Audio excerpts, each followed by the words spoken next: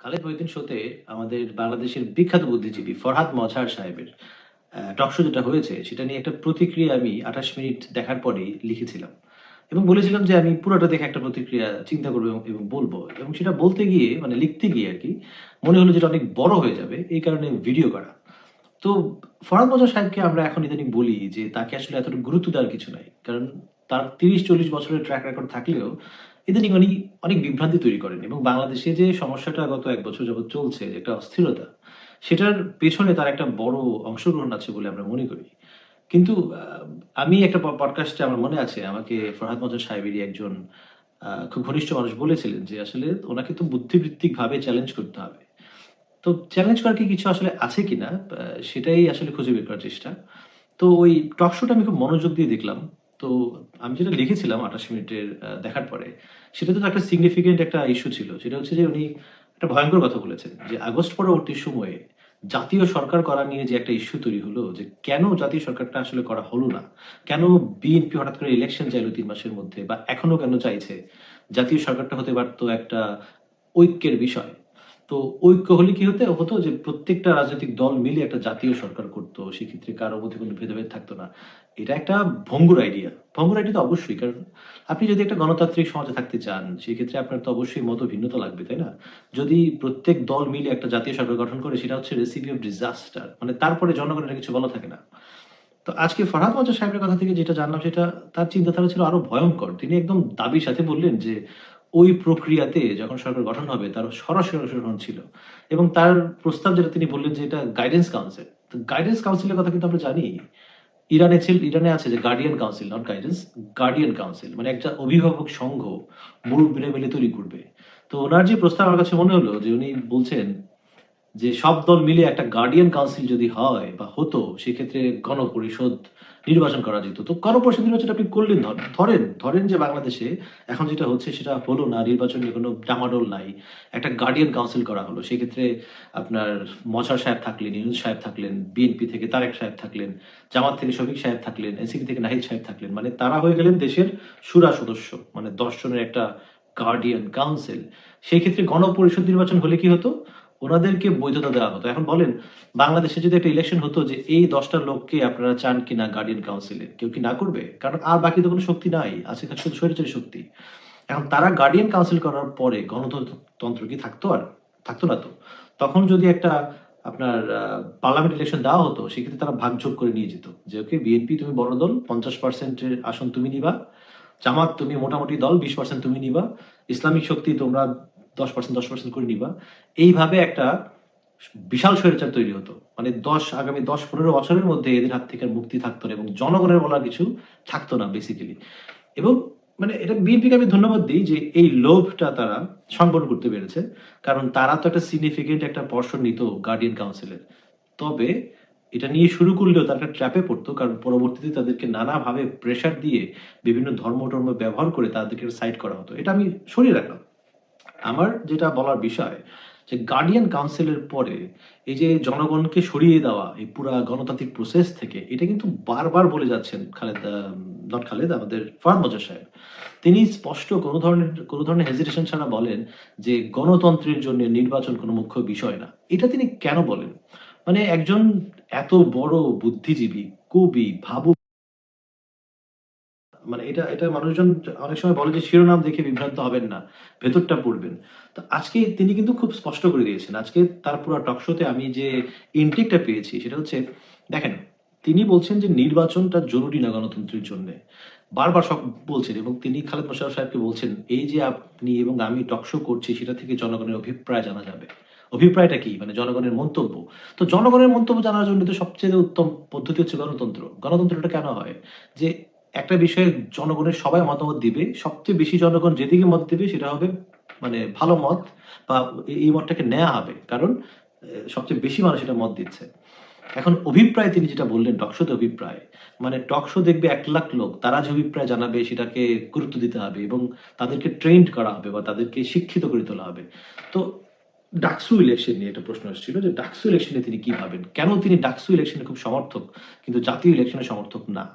তো তিনি স্পষ্ট করে বলেছেন যে ডাকসু ইলেকশন বিশাল গুরুত্বপূর্ণ বাংলাদেশের। কারণ এরা একটা মানে গতি প্রকৃতি নির্ধারণ করবে বাংলাদেশের। ভবিষ্যতের। কেন? টাকসু ইলেকশনটা কেন এত গুরুত্বপূর্ণ? কেন এরা গতি নির্ধারণ করবে কিন্তু পার্লামেন্ট ইলেকশন করতে পারবে না? আপনি যদি খুব সূক্ষ্মভাবে চিন্তা করেন দেখবেন যে ফরহাদ মজহার সাহেব আসলে শিক্ষিত লোকদের প্রতিনিধিত্ব করার চেষ্টা করছেন। মানে টাকসুতে সব শিক্ষিত ছেলেপিলে। সো তারা যেটা ভাববে সেটাই দেশের জন্য হবে। এবং টকশো যারা দেখে বা আজকে আমার বক্তব্য যারা দেখছেন তারা সবাই মানে আমি সকল শিক্ষিত এবং খালেদ মোশাররফ, মহিউদ্দিন সাহেব এবং আমাদের মজহার সাহেব তারা শিক্ষিত। তাদের কথাবার্তা শুনে যারা অভিপ্রায় জানাবেন তারাও শিক্ষিত। তার মানে এই শিক্ষিত সম্প্রদায়ের বাইরে এই যে বাংলাদেশে এত মানুষ আছে ১৮ কোটি মানুষের মধ্যে তো ১০ কোটি মানুষ আপনার ওই তথাকথিত বড় শিক্ষিত না। তাদের জন্যে ফরহাদ মজহার সাহেবের জন্য কোনো জায়গা নাই। মানে ফরহাদ মজহার সাহেব তাদের কোনো মতামত নিতে চান না। পার্লামেন্ট ইলেকশন হলে ওই লোকদের ক্ষমতায়ন হয়। গণতন্ত্র মানে হচ্ছে আপনি কে? আপনি কি ডাক্তার? নাকি আপনি ইঞ্জিনিয়ার? নাকি আপনি একজন চাষাভুষা? নাকি আপনি একজন ভিখারি? কিচ্ছু যায় আসে না। আপনার মতামত আরেকজন মানুষের মতোই মতামত। অর্থাৎ আপনি সবাই সমান। গণতন্ত্র আপনাকে একদিনের জন্যে 5 ইয়ার্সে অন্ততপক্ষে একদিন আপনাকে সমান করে দিবে বাকি সবার সাথে। কোনো বৈষম্য থাকবে না। ফরহাদ মজহার সাহেবরা মানে খুবই অবাক হয়েছি আমি যে উনার মনের মধ্যে এই চিন্তা যে ঢাকা ইউনিভার্সিটির ডাকসু ইলেকশন গুরুত্বপূর্ণ, তারা শিক্ষিত এই জন্যে। টকশো যারা করছে তারা শিক্ষিত, তারা গতি প্রকৃতি নির্ধারণ করবে বাংলাদেশের ভবিষ্যতে। এই ক্ষেত্রে উনি ভুলে গেলেন যে তিনি যেটাকে বিপ্লব বলার চেষ্টা করেন, এখন ইদানিং জুলাই অভ্যুত্থান বলেন। এই জুলাই অভ্যুত্থানে মারা গেছে যারা, তারা কি সবাই শিক্ষিত ছিল? শ্রমিকরা মারা যায় নাই? পরিবহন শ্রমিকরা, মাদ্রাসার ছাত্ররা, গরিব একদম রাস্তাঘাটে যারা ব্যবসা করে, ছোট ব্যবসায়ী, বাদামওয়ালা এরা কি মারা যায়নি? কেন মারা গেছে এরা? এদের কি দরকার? আপনারা যদি এদেরকে ভোট দেওয়ার জন্যে কোনো উৎসাহ না থাকে, সেক্ষেত্রে মানে এদেরকে আপনারা মানুষ হিসেবে গণ্য করছেন না। তাদের আ যেটা আছে সেটা মানে সেটাকে নিয়ে আপনাদের কোনো ধরনের কোনো মাথা ব্যথা নাই। এখানে একটা জিনিস লক্ষ্য করবেন, ফরহাদ মজহার সাহেব যে দলটার মেন্টর এনসিপি, খুবই মানুষের একটা মানে মমতার দল এনসিপি। এনসিপির কার্যক্রম যদি লক্ষ্য করেন দেখবেন যে সেখানেও একই ছাপ পাওয়া যায়। ফরহাদ মজহার সাহেবের এই চিন্তার ছাপ। তাদের কমিটিতে দেখবেন সব সব হাই স্কলার, সব আপনার হাইলি প্রফেশনাল। জুলাই অভ্যুত্থানের মধ্যে যদি আপনি লিস্ট করেন যে কারা আহত হয়েছে, কারা নিহত হয়েছে, দেখবেন যে প্রপোর্শনালি বেশি হয়েছে শ্রমজীবী মানুষজন, গরিব মানুষজন। সেই মানুষজনের জায়গায় এসিপিতে হয়নি। হবে কিভাবে? কারণ তাদের যারা মেন্টর, তাদের যে মূল বুদ্ধিজীবী ফরহাদ মজহার সাহেব, তার মধ্যে তো খুবই চিন্তাভাবনা এরকম যে বাংলাদেশের মানুষজন রাজনীতি সম্পর্কে জানেই না। জানবে হচ্ছে শিক্ষিত লোকেরা। এবং গার্ডিয়ান কাউন্সিলের চিন্তাটা এটার সাথে মিলে দেখবেন। গার্ডিয়ান কাউন্সিল মানে আমরা যারা রাজনীতিবিদ তাদের হাতে সমস্ত ক্ষমতা যাবে। ভোট করা দরকার নাই। পার্লামেন্ট ইলেকশন যদি হয় সেটা হবে আন্ডার দ্য গার্ডিয়ান কাউন্সিল। ইরানে আপনারা অনেকে হয়তো জানেন বা পৃথিবীর বিভিন্ন দেশে এরকম হয়। যে সমস্ত লোকজন ভোট পাবে না, ক্ষমতাধারী হতে পারবে না, তারা এই ধরনের একটা কাউন্সিলের মধ্যে ঢুকে এসে তারা ক্ষমতাধারী হবে। তো রাজনীতি আসলে বাংলাদেশের না খুব একটা কঠিন জিনিস না। এটা সহজ সরল একটা জিনিস। এইরকম আমরা যারা বুদ্ধিজীবী যারা মানুষজন আছে, এরা খুব বড়, বড় একটা জটিল, জটিল কথা বলে এটাকে একটা কঠিন জায়গায় নিয়ে আসতে চেষ্টা করে। রাজনীতি বা গণতন্ত্র খুবই সহজ। আপনি কি করবেন, কি করতে চান দেশ নিয়ে সেটা মানুষকে বলবেন এবং মানুষ এটা সম্পর্কে সিদ্ধান্ত দিবে যে আপনাকে চায় নাকি আরেকজনকে চায়। যদি আপনি সেই সুযোগটা নাই দেন, নিজেরা চিন্তা করেন যে আমরা শিক্ষিতরা এবং আমরা বুদ্ধিজীবীরা মিলে দেশের মধ্যে একটা ভবিষ্যৎ তৈরি করব। সেক্ষেত্রে আপনাদের মধ্যে এবং শেখ হাসিনার মধ্যে খুব একটা পার্থক্য নাই। শেখ হাসিনা পতন হয়েছে, আপনাদের পতন হতো না যদি আপনারা গার্জিয়ান কাউন্সিল বা এটা করতেন। তো সব শেষে আরেকটা বিষয়ে তিনি অত্যন্ত আপত্তিকর কথা বলেছেন। এটা তার প্রতি সম্মান রেখে খালেদ মহিউদ্দিন সাহেব এটা স্কিপ করে গেছেন।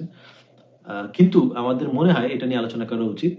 সেটা হচ্ছে পিনাকি সাহেবের যে মুক্তিযুদ্ধে ২,০০০ লোক মারা যাওয়া, এই বিষয়ে তাকে প্রশ্ন করার পরে তিনি বলছেন যে পিনাকি সাহেবের এই বিষয়ে প্রশ্ন করার একটা তাৎপর্য রয়েছে। কেননা এই সংখ্যা দেখিয়ে পাকিস্তানের প্রতি নেতিবাচক ধারণা ছড়ানো হচ্ছে।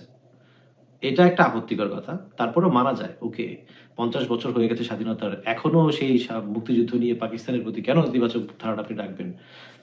এটা যদি মানেনও, তারপরে তিনি যেটা বলেছেন সেটা আরেকটু ভয়ংকর। তিনি বলছেন যে এই যে বাঙালি জাতীয়তাবাদ, এটাকে রেসিজম আকারে উনি দেখাচ্ছেন যে ওই মুক্তিযুদ্ধের আগে বাঙালিরা পাঞ্জাবিদের সাথে একটা রেসিজম করেছে। মানে তারা বাঙালি এবং পাঞ্জাবির মধ্যে একটা মুখোমুখি অবস্থানে রেসিস্ট একটা আইডিয়া নিয়ে এসছে। তো আমার তো জন্ম হওয়ার প্রশ্নই ওঠে না তখন। যাদের জন্ম হয়েছিল তখন তারা হয়তো বুঝতে পারবে যে রেসিজমটা কি বাঙালিরা শুরু করেছিল নাকি পাঞ্জাবিরা শুরু করেছিল। বা এটা আমি আসলে কমেন্ট করব না। কিন্তু আমার কাছে জিনিসটা শুনতে খুবই আপত্তিকর মনে হয়েছে। এবং ওভারঅল উনার কথাবার্তার মধ্যে এইরকমটা উনি আগে হয়তো বলেন নাই গত ৩০ বছরে। কিন্তু এটা কেন বললেন এটা খুব অদ্ভুত বিষয়। কিন্তু খুব একটা অবাক হই না। কারণ যে মানুষটা এখন বলছেন যে আ গরিব মানুষদের বা খেটে খাওয়া মানুষদের মতের কোনো দাম-টাম নাই, তার পক্ষে আসলে এই সমস্ত কথা বলা খুব একটা অবিশ্বাস্য কিছু না। বাংলাদেশের জন্য দুর্ভাগ্য যে বাংলাদেশের একজন প্রধানতম বুদ্ধিজীবী যদি এ ধরনের কথা বলেন, সেক্ষেত্রে সেটা খুবই দুঃখজনক। যারা নতুন প্রজন্ম আছেন, নতুন প্রজন্মের মধ্যে যারা খুব পরিষ্কার চিন্তাভাবনা করতে পারেন, তাদের আসলে এগিয়ে আসা উচিত, ভয়েস রেইজ করা উচিত এবং এই সমস্ত কঠিন কথার মাঝখানে নিজের অধিকার ভুলে যাওয়া উচিত না। এবং এই যে মহাজর সাহেব একদম চোখে আঙ্গুল দিয়ে দেখিয়ে দিলেন যে শিক্ষিত লোকের বাইরে একদম খেটে খাওয়া মানুষদের মতের কোনো নেওয়ারই দরকার নাই। নির্বাচনের দরকার নেই, গণতন্ত্রের জন্যে এদের মতামত দরকার হয় না, শুধুমাত্র শিক্ষিত লোকের মতামত দরকার হয়। এইটা যাতে না হয়, যাতে সকলের অধিকার তৈরি হয়, এটার জন্যেই গণতন্ত্র প্রয়োজন। এটার জন্যই ইলেকশন প্রয়োজন।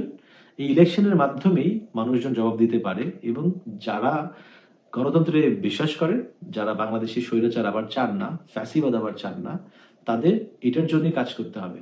ফরহাদ মজহার সাহেবরা যতই বলুক যে ইলেকশন হলে আরেকটা ফ্যাসিবাদ চলে আসবে, ইলেকশন না হলে আরেকটা ফ্যাসিবাদ নিয়ে আসার যে চিন্তাভাবনা তারা করেছেন, এটা তার কথাবার্তা শুনে আমার কাছে মনে হয়েছে স্পষ্ট।